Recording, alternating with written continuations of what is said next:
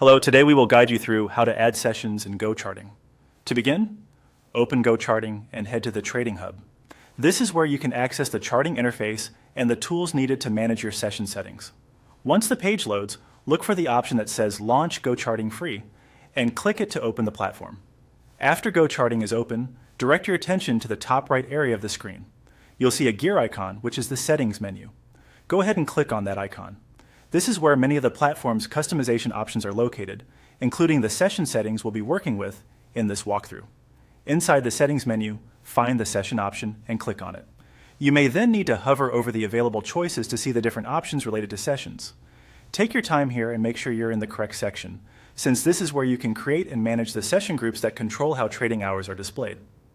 Next, choose Add New Group. This will start the process of creating a new session group. From here, continue by following the prompts shown on your screen. The exact fields and options may vary depending on what type of session setup you're creating, so it's a good idea to carefully review each item as you go. Make sure all required details are filled in before moving forward.